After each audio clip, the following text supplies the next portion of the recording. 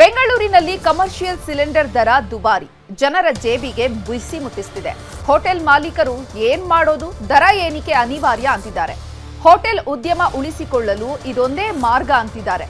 ಊಟ ತಿಂಡಿ ದುಬಾರಿ, ಯಾರ್ಯಾರಿಗೆ ತೊಂದರೆ ಆಗುತ್ತೆ, ಎಕ್ಸ್ಪರ್ಟ್ಸ್ ಏನಂತಾರೆ ಅನ್ನುವಂತಹ ಕಂಪ್ಲೀಟ್ ರಿಪೋರ್ಟ್ ಇಲ್ಲಿದೆ.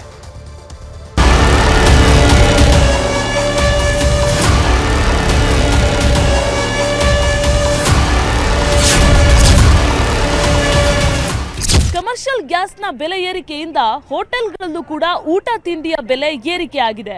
ಸಾವಿರಾರು ಕಿಲೋಮೀಟರ್ ದೂರದ ಕೊಲ್ಲಿ ರಾಷ್ಟ್ರದಲ್ಲಿ ಯುದ್ಧ ಆದರೂ ಕೂಡ ದರ ಏರಿಕೆ ಆಗುತ್ತೆ. ರಾಜಧಾನಿಯಲ್ಲಿ ಹಾಲಿನ ದರ ಏರಿಕೆ ಆದರೂ, ನೀರಿನ ದರ ಏರಿಕೆ ಆದರೂ, ವಿದ್ಯುತ್ ದರ ಏರಿಕೆ ಆದರೂ ಕೂಡ ಊಟ ತಿಂಡಿಯ ಬೆಲೆ ಏರಿಕೆ ಆಗುತ್ತೆ. ಹೋಟೆಲ್ಗಳಲ್ಲಿ ಬೆಲೆ ಏರಿಕೆ ಅನ್ನುವಂಥದ್ದು ಅನಿವಾರ್ಯನ, ನೆಪನ? ಇದಕ್ಕೊಂದು ಪರಿಹಾರ ಇಲ್ವಾ? ಗ್ರಾಹಕರ ಜೇಬಿಗೆ ಕತ್ತರಿ ಹಾಕುವಂತಹ ಕೆಲಸಕ್ಕೆ ಒಂದು ಫುಲ್ ಸ್ಟಾಪ್ ಇಲ್ವಾ? ಈ ಬಗ್ಗೆ ಈಗ ಪ್ರಶ್ನೆ ವ್ಯಕ್ತ ಆಗಿದೆ. ಇದ್ರ ಬಗ್ಗೆ ಆರ್ಥಿಕ ತಜ್ಞರು ಏನ್ ಹೇಳ್ತಾರೆ, ಹೋಟೆಲ್ ಮಾಲೀಕರು ಏನ್ ಹೇಳ್ತಾರೆ, ಮುಖ್ಯವಾಗಿ ಗ್ರಾಹಕರು ಏನ್ ಹೇಳ್ತಾರೆ ಅನ್ನೋದನ್ನ ಎಳೆ ಎಳೆಯಾಗಿ ಬಿಚ್ಚಿಡ್ತಾ ಹೋಗ್ತೀವಿ ನೋಡಿ.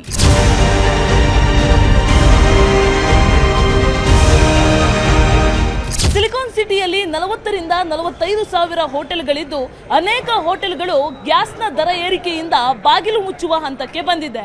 ಈಗಾಗಲೇ ಹೋಟೆಲ್ಗಳಲ್ಲಿ 8ರಿಂದ 10% ದರ ಏರಿಕೆ ಮಾಡಿದ್ದು, ದರ ಏರಿಕೆ ಮಾಡದೆ ಬೇರೆ ಮಾರ್ಗವಿಲ್ಲ ಅಂತ ಹೋಟೆಲ್ ಮಾಲೀಕರು ಹೇಳ್ತಾ ಇದ್ದಾರೆ.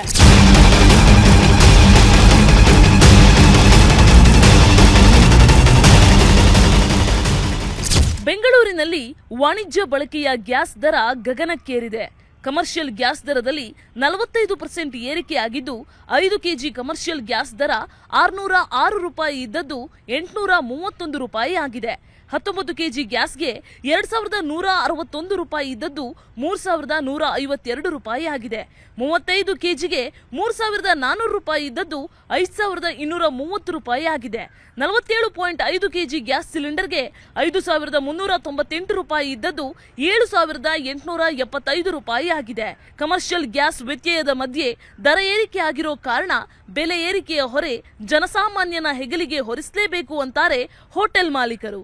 ಕಾರ್ಮಿಕರಿಗೆ ಸಂಬಳ ಕೊಡಬೇಕು, ಹೋಟೆಲ್ ಮೇಂಟೈನ್ ಮಾಡಬೇಕು, ಉದ್ಯಮ ನಷ್ಟದ ಸುಳಿಯಲ್ಲಿ ಸಿಲುಕದೇ ಇರುವಂತೆ ನೋಡಿಕೊಳ್ಳಲು ಬೆಲೆ ಏರಿಕೆ ಮಾಡಲೇಬೇಕು ಅಂತಾರೆ ಹೋಟೆಲ್ ಮಾಲೀಕರು.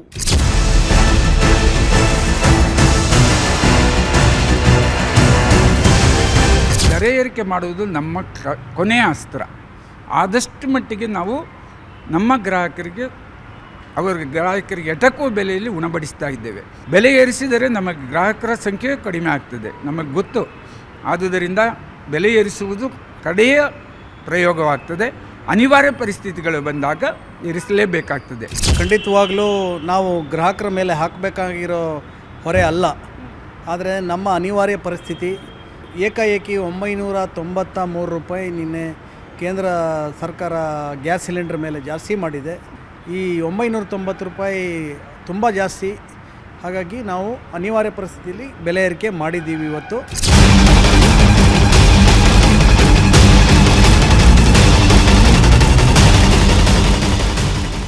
ಏನು ಹೇಳೋಕ್ಕಾಗಲ್ಲ. ಎಲ್ಲ ಜಗಳ, ಪ್ರಪಂಚದಲ್ಲಿ ಜಗಳ ನಡೀತಾ ಇದೆ, ಅದರಿಂದ ಎಲ್ಲ ಆಗ್ತಾ ಇದೆ. ನಮ್ಮ ಕಡೆ ಎಲ್ಲ ಕಡೆಯೂ ಇದೆ. ಬೇರೆ ದಾರಿ ಇಲ್ಲ, ಅವ್ರಿಗೆ ನಡ್ಸೋಕ್ಕೆ ಹೆಂಗೆ ನಡೆಸ್ತಾರೆ ಹೇಳಿ, ಅದರಿಂದ ನಡೀತಾ ಇದೆ. ಇದು ಬೆಲೆ ಏರಿಕೆ ಅದನ್ನೇ ಈಗ ಅರ್ಥ ಮಾಡ್ಕೊಂಡಿದ್ದಾರೆ. ಅಲ್ಲಿ ವಾರ ನಡೀತಾ ಇದೆ ಅಂದ್ಬಿಟ್ಟು ಇವರು ಅದನ್ನೇ ಯೂಸ್ ಮಾಡ್ತಾ ಇದ್ದಾರೆ. ಯಾಕೆಂದರೆ ಇಷ್ಟು ಇರಲಿಲ್ವಾ, ವಾರ ನಡೀತಾ ಇರಲಿಲ್ಲ, ಇವಾಗ ಯಾಕೆ ದಿಢೀರ್ ಈಗ ವಾರ ಏನೇನು ಕ್ಲೋಸ್ ಆಗೋ ಟೈಮ್ ಬಂದಿದೆ, ಈಗ ಯಾಕೆ ರೈಸ್ ಮಾಡಿದ್ರು, ಅಡ್ವಾನ್ಸ್ ರೈಸ್ ಮಾಡಿಬಿಟ್ಟಿದ್ದಾರೆ. ತಪ್ಪು ಇದು. ಈಗ ಎಲ್ಲ ಬಡ ಮನೆಗಳಿಗೂ ಇದು ತಪ್ಪಾಗ್ತಾ ಇದೆ. ಆ್ಯಸ್ ಇಟ್ ಈಸ್ ಏನಿದೆ ಅದು ಮಾಡಲಿ ಅಂತ ನಮ್ಮ ಅದೇ ಗ್ಯಾಸ್ ರೇಟ್ ಕಡಿಮೆ ಮಾಡಬೇಕು, ಬೇರೆ ಏನಿದೆ. ಅದು ಗೌರ್ಮೆಂಟ್ ಸಬ್ಸಿಡಿ ಎಲ್ಲ ಮಾಡಿ ಕಡಿಮೆ ಮಾಡಿಕೊಡ್ಬೇಕಾಗತ್ತೆ, ಬೇರೆ ಏನು. ಈಗ ಗ್ಯಾಸ್ ಒಂದು ಜಾಸ್ತಿ ಆದರೆ ಅವರು 4 ರೇಟ್ ಜಾಸ್ತಿ ಮಾಡ್ತಾರೆ. ಕುವೆಂಪು ಅವರು ಆಗಲೇ ಹೇಳಿದ್ರು, ಮನುಜಮತ ವಿಶ್ವಪಥ ಅಂತ. ಪ್ರಪಂಚ ಎಲ್ಲ ಒಂದಾಗಿರಬೇಕು. ಪ್ರಪಂಚದಲ್ಲಿ ಯಾವುದೇ ಮೂಲೆಯಲ್ಲಿ ಏನೇ ತೊಂದರೆ ಆದ್ರೂ ಎಲ್ಲರಿಗೂ ತೊಂದರೆ ಆಗುತ್ತೆ ಅನ್ನೋದಕ್ಕೆ ಇದೊಂದು ನಿದರ್ಶನ. ಈ ಹಿಂದೆ ಯಾವಾಗ ಹೋಟೆಲ್ಗಳಲ್ಲಿ ದರ ಏರಿಕೆ ಆಗಿದೆ, ಈ ಬಗ್ಗೆ ಶರಣು ಹಂಪಿ ಹೇಳ್ತಾ ಹೋಗ್ತಾರೆ, ಕೇಳಿ.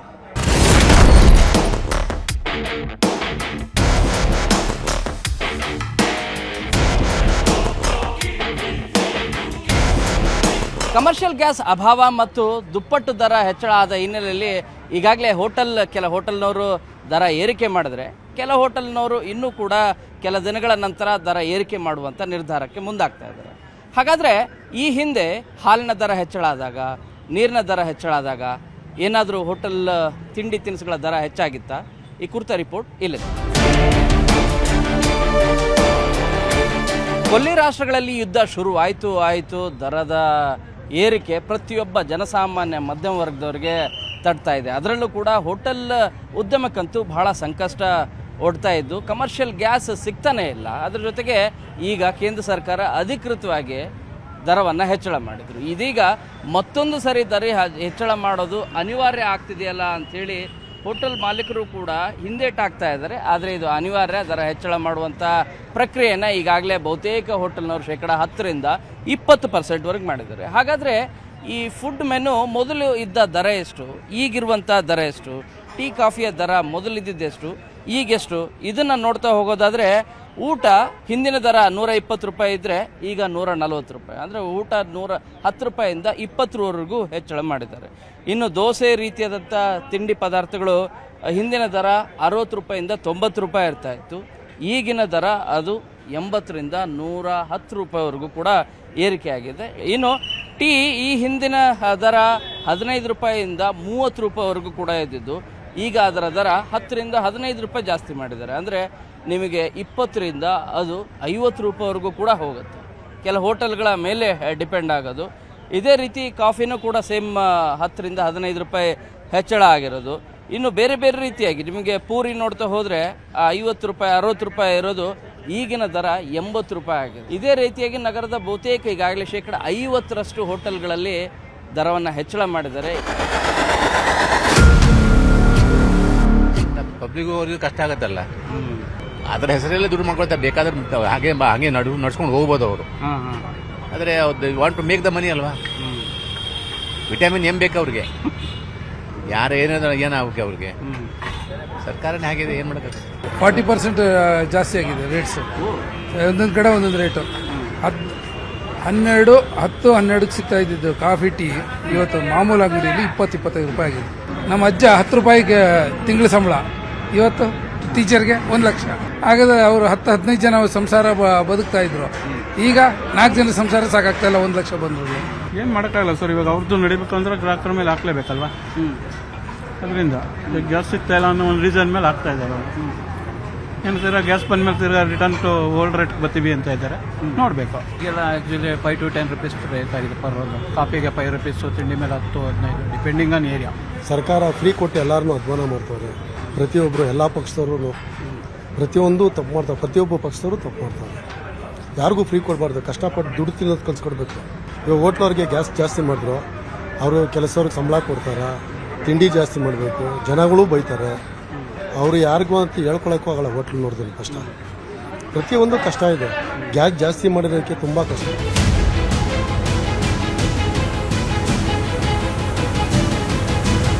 ಹೋಟೆಲ್ಗಳಲ್ಲಿ ಟೀ, ಕಾಫಿ, ತಿಂಡಿ ಪದಾರ್ಥಗಳ ದರನೂ ಕೂಡ ಹೆಚ್ಚಾಗಿದೆ.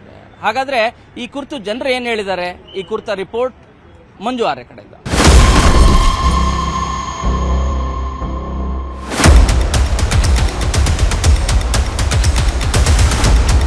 ರಾಜ್ಯ ಸರ್ಕಾರ ಆಗಲಿ ಕೇಂದ್ರ ಸರ್ಕಾರ ಆಗಲಿ ಯಾವುದೇ ಬೆಲೆಯನ್ನು ಏರಿಕೆ ಮಾಡಿದಂತಹ ವೇಳೆಯಲ್ಲಿ ಅದರ ಹೊರೆ ಸಂಪೂರ್ಣವಾಗಿ ಜನರ ಮೇಲೆ ಬೀಳುತ್ತೆ. ಒಂದು ಹಾಲಿನ ಬೆಲೆ ಏರಿಕೆ ಆಗಿರಲಿ, ಪೆಟ್ರೋಲ್ ಡೀಸೆಲ್ ಬೆಲೆ ಏರಿಕೆ ಆಗಿರಲಿ, ಅಥವಾ ಯಾವುದೇ ಹೋಟೆಲ್ನಲ್ಲಿ ತಿಂಡಿಗಳ ಬೆಲೆ ಏರಿಕೆ ಆದರೂ ಕೂಡ ಅಷ್ಟೇ ಅದರ ಹೊರೆಯನ್ನು ನಾವೇ ಹೊರಬೇಕಾಗಿರುತ್ತೆ. ಹಾಗಾದರೆ ಈ ಬೆಲೆ ಏರಿಕೆಗಳ ಬಗ್ಗೆ ಬೆಂಗಳೂರಿನ ಜನ ಏನಂತಾರೆ, ಯಾರಿಗೆಲ್ಲ ಅವರು ಇಡೀ ಶಾಪ ಆಗ್ತಾರೆ ಅನ್ನುವಂಥದ್ದನ್ನು ಕೇಳೋಣ ಬನ್ನಿ.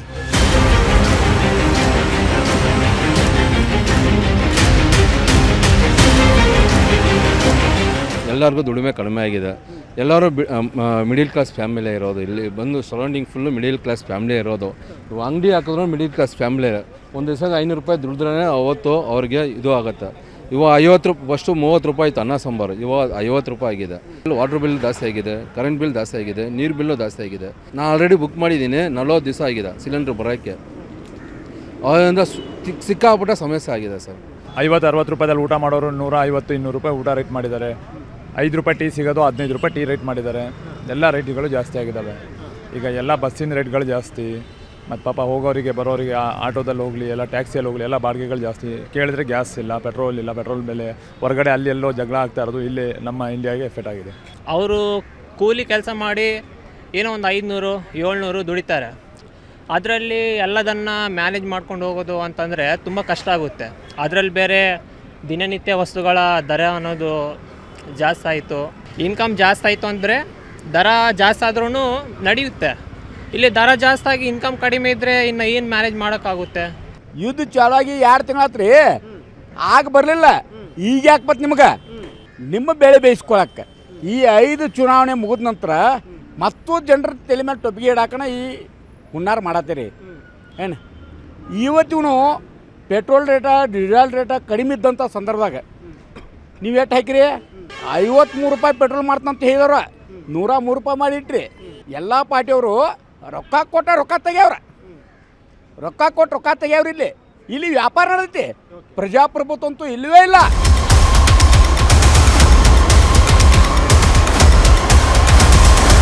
ಹಾಗಾದರೆ ಇದಕ್ಕೆ ಪರ್ಯಾಯವಾದಂತಹ ಮಾರ್ಗ ಏನು? ಆರ್ಥಿಕ ತಜ್ಞರು ಏನು ಹೇಳಿದ್ದಾರೆ? ಇದೆಲ್ಲದರ ಬಗ್ಗೆ ಕೂಡ ಅಷ್ಟೇ ಮಾಹಿತಿಯನ್ನು ಕೊಡ್ತಾರೆ ನಮ್ಮ ಪ್ರತಿನಿಧಿ ಮಾದೇಶ್.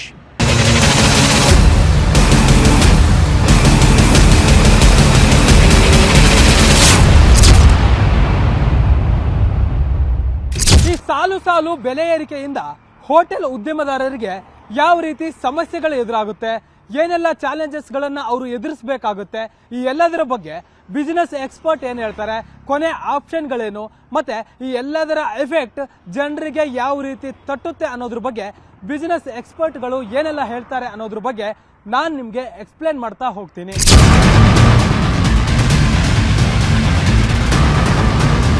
ಈಗಾಗಲೇ ಒಂದರಿಂದ ಒಂದು ಬೆಲೆ ಏರಿಕೆಗಳು ಹೋಟೆಲ್ ಬಿಸಿನೆಸ್ ಮೆನ್ಗಳ ತಲೆ ಕೆಡಿಸಿದವೆ. ಒಂದರಿಂದ ಒಂದು ಅಂದರೆ ಕಮರ್ಷಿಯಲ್ ಟ್ಯಾಕ್ಸ್ ಆಗಿರ್ಬೋದು, ಹಾಲಿನ ದರ ಆಗಿರ್ಬೋದು, ವಿದ್ಯುತ್ ದರ ಆಗಿರ್ಬೋದು, ಹೀಗೆ ಒಂದಲ್ಲ ಒಂದು ಸಾಲು ದರ ಏರಿಕೆಗಳಿಂದ ಈಗಾಗಲೇ ಹೋಟೆಲ್ ಉದ್ಯಮದಾರರು ಬೇಸತ್ತಿದ್ದಾರೆ.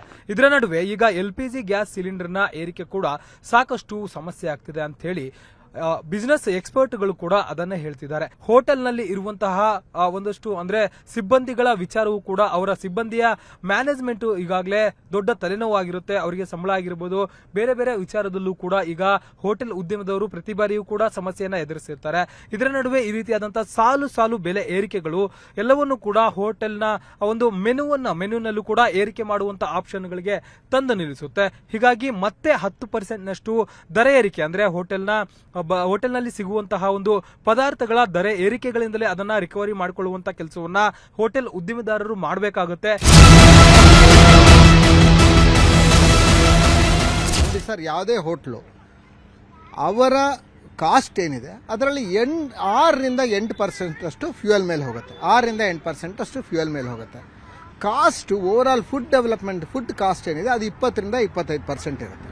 ಅಲ್ಲಿಗೆ ನೀವು 20% ನೀವು LPG ಸಿಲಿಂಡರ್ ಜಾಸ್ತಿ ಮಾಡಿದ್ರು ಕೂಡ 1ರಿಂದ ಮ್ಯಾಕ್ಸಿಮಮ್ ಅಂದರೆ 1% ಬೆಲೆ ಏರಿಕೆ ಮಾಡೋಕ್ಕೆ ಮಾರಲ್ ರೈಟ್ ಇದೆ ಹೋಟೆಲ್ ಅವ್ರಿಗೆ. 10% 20% ಮಾಡ್ತೀನಿ ಅಂದರೆ ಅದರಲ್ಲಿ ಅರ್ಥ ಇಲ್ಲ.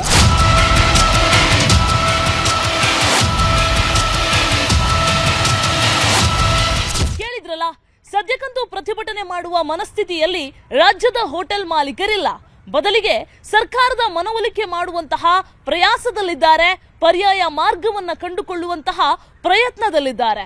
ಆದ್ರೆ ಈ ಮಧ್ಯ ಅನೇಕ ಹೋಟೆಲ್ಗಳಲ್ಲಿ ದರ ಏರಿಕೆ ಆಗಿರೋದು ಗ್ರಾಹಕರ ಜೇಬನ್ನ ಸುಡ್ತಾ ಇರೋದಂತೂ ಸತ್ಯ. ಈ ಹಿನ್ನೆಲೆ ದರ ಏರಿಕೆಯ ವಿಚಾರಕ್ಕೆ ಸಂಬಂಧಪಟ್ಟ ಹಾಗೆ ತಾರ್ಕಿಕ ಅಂತ್ಯವನ್ನ ಕಂಡುಕೊಳ್ಬೇಕು ಅಂತ ಜನ ಆಗ್ರಹಿಸ್ತಾ ಇದ್ದಾರೆ. ವಿಡಿಯೋ ಜರ್ನಲಿಸ್ಟ್ ನೂರ್ ಅಹಮದ್ ಜೊತೆ ಪ್ರಗತಿ ಶೆಟ್ಟಿ, ನ್ಯೂಸ್ 18 ಬೆಂಗಳೂರು.